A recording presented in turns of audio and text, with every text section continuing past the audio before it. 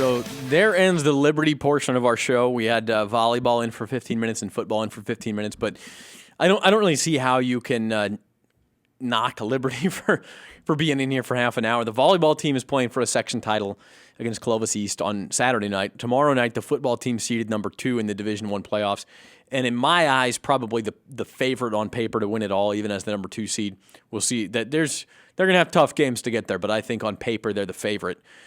Doesn't mean they're better than 50-50, but maybe a better chance than anybody else. They start their playoff run with Central. They would play Bullard or Clovis West next week, the night after Thanksgiving. And then the other half of the bracket has Clovis, Edison, Buchanan, and Clovis North in it. And so those are going to be tough games regardless. And then as I mentioned at the top of the show, the Liberty girls cross-country team wins the Division III section championship. And I'm going to go through real quick here. Those section cross-country championships they're still right in the middle of them right now, running some of those races. But a couple of local champions. Bakersfield Christian wins the D5 girls championship led by individual champ Gabriella Lugo. She ran a 20:32. It's a 5K course up at Woodward Park and one of the more difficult ones in the state. So the times there are always going to be a little bit slower than you'll see at some other 5K courses. D5 boys, how about Wonderful Prep Academy of Delano? I'm not even sure a lot of people knew that place existed. It used to be called Paramount Bard Academy. It's now Wonderful Prep, and a wonderful day for them. They beat CVC in the D5 boys section championships. Liberty's girls, as we mentioned, D3 with Cagney Duncan winning the individual title. In the D2 girls, Paradise Pelzer of North was in second place. And in the D2 boys, Shafter's Julian Irigoyen wins the individual title. And I believe, that Shafter did win the boys' D2 title as well, with Liberty coming in fourth. They just ran the D1 girls race. Maggie Baker of BHS was the top individual finisher. She was 15th. No Kern County teams in the top 3. It was Clovis North, Madera South, and Buchanan. And that's pretty normal, honestly, for boys and girls. D1 championships in cross-country have been dominated by the Fresno area teams. The only exception was the 2011 Stockdale boys team with Cameron Miller, our own Cameron Miller, the BVarsity intern for the past couple of summers, leading the way along with, of course, Blake Haney, who's now running at Oregon and smashing all kinds of records, doing all sorts of cool things for the Ducks. So that's what's going on with cross-country. We'll get another update before the end of the show. I know the D1 boys are yet to run, also the D2 girls, which will have McFarland's Didi Salcedo in it, and see how she's doing in her quest to really not only win a section title, but possibly challenge for a state championship as a freshman at McFarland. So keep our eyes on that. In the meantime, we've got football predictions. Again, tomorrow night's quarterfinal night. We're going to have coverage all over the place. Video highlights from 3 to 4 games, which we'll show on the BVarsity Facebook page, on the Bakersfield, Californian Facebook page, the BVarsity Live Twitter account, Trevor and I's Twitter accounts, Z Ewing and Trev Horn. Make sure you're following all that social media stuff, and also on the BVarsity Live YouTube channel, where you can look it up at any time if you miss it live tomorrow night. Those games all kick off at 7 o'clock. And then Saturday, as we've mentioned a few times, is a big day for prep sports as well. 5 section volleyball finals, all at West Hills College in Lemoore. 4 of them involving Kern County teams. Fraser Mountain plays Carruthers in the D5 championship. That's at 10 a.m. The D4 championship is the only one that goes dark for Kern County. That's at 12:30. They're every 2.5 hours. Then at 3 o'clock, Bakersfield Christian against Mission Oak in the D3 championship. The Eagles trying to win their 3rd straight section title, their 2nd straight in D3. 5:30 will be Independence. The Falcons, as good as they've been, they've yet to win that D2 title. They've got a tough task with CVC. That's going to be a heck of a game at 5:30. And then, of course, the granddaddy of them all, 8 o'clock, Liberty and Clovis East in the championship there. It's been a while since a Kern County team has won a Division I section championship, by the way, in any sport. Trevor was looking this up the other day. Since he started, which was in July of 2014, no Kern County team has won a Division I team championship, which is fairly shocking, actually. The most recent one came in May of 2014. The Centennial softball team ruled Buchanan 10-0, and so they're the last ones. And really, it's been a long time coming. Volleyball in this area is traditionally strong, but no volleyball teams won a D1 title since 2010, when Centennial beat Clovis West for the championship. Liberty was in the final in 2012. They lost to Clovis West, losing a 2-0 lead. So the Patriots trying to get it done tomorrow night against Saturday night against Clovis East. Let's move into some football predictions now. Still 3 Kern County teams going at it in the Southern Section playoffs. But we will start in the Central Section here with Tulare Western and Tehachapi. This is a pretty good D3 game. It's one of 3 D3 quarterfinals that includes Kern County teams. And if you look at this, you've got an East Yosemite League champion in Tulare Western. They went 5-0 in that league, beating 9-0 Tulare Union in the championship, in the basically league championship in Week 10. And then Tulare Western really got after North last week in the first round. To me, playing at Tehachapi is a little bit of a different story.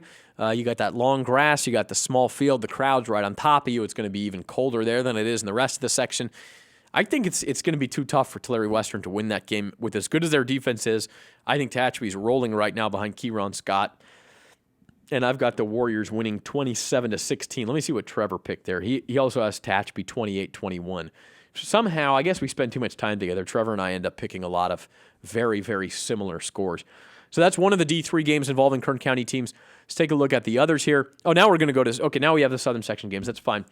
Mojave in the 8-man. Now, this is a semifinal. Everything else this weekend's a quarterfinal. In 8-man, they're a week ahead. The Mustangs taking on Faith Baptist. You see at the bottom of your screen there, that's a pretty good Faith Baptist team, 9-2. One of those 2 losses came to Mojave earlier in the year, and it was the closest game Mojave played all year long. 58-46 was the final. Mojave hasn't lost a game since the 2013 semifinals when they had to go all the way out to Catalina Island and lost that game out there to Avalon. I think, at home, I know Faith Baptist scored a lot of points on them a few weeks ago. I got to take Mojave here. I got them 55-31, and Trevor has Mojave winning 42-20 in a lower scoring game. So we both like Mojave to get to its second straight 8-man championship game in the Southern Section. Burroughs facing La Quinta. This is a surprise quarterfinal. I kind of call it, we'll get to Highland Golden Valley, which is really the upstart match in the Central Section. This is sort of the same thing in the Southern Section. Both of these teams they both went 4-6 in the regular season, snuck into the playoffs. Then they both beat 9-1 teams in the first round. For Burroughs, it was beating Barstow for the second time this year, the only team that's defeated Barstow. And La Quinta beat Norte Vista of Riverside in a close game as well. For Burroughs, I hate to make it this simple, but when they play at home, they play better than they do on the road. They're on the road here. I don't like their chances. I think it's a close game. Wouldn't shock me if the Burroughs made the semifinals, but I have La Quinta 28-23. Trevor has La Quinta 35-30 in a higher scoring game, so we both like La Quinta to move on. And we don't mean the hotel, which we all know is Spanish for next to Denny's. We mean the school, La Quinta High School, playing Burroughs in the D9 quarterfinals in the Southern Section. That's the East Valley quarterfinals. The third Southern Section game, I don't think we have a slide for it, but it's Desert and Grace Brethren. That's a rematch for Desert. This is in the East Valley quarters.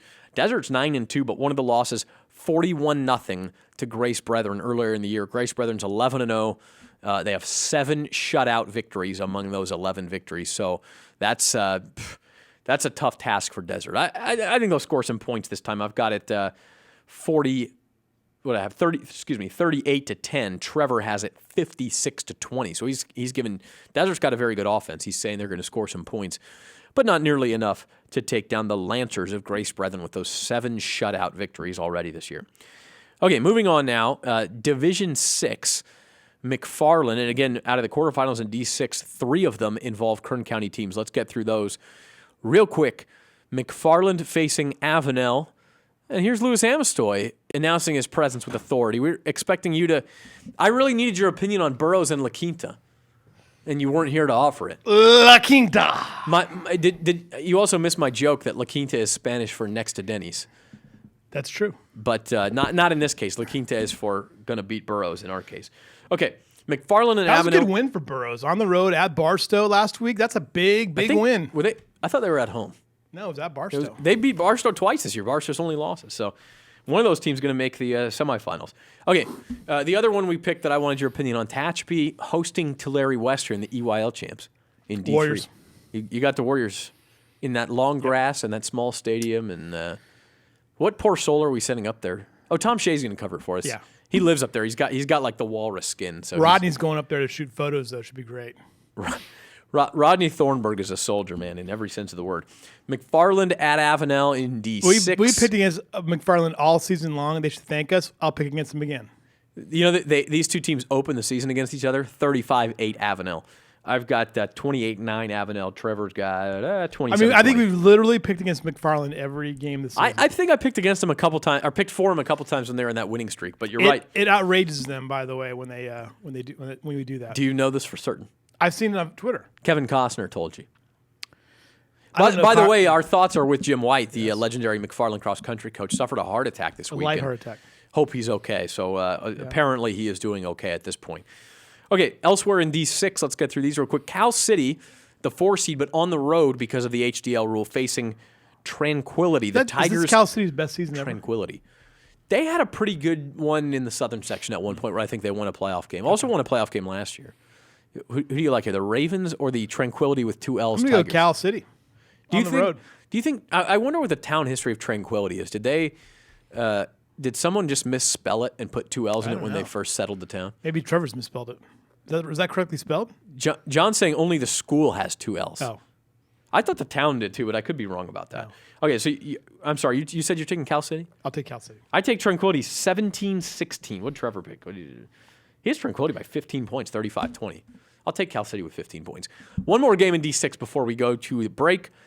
The number 1 seed, defending champion, RFK Thunderbirds facing Strathmore. This is also a rematch. RFK won the first meeting 49-21.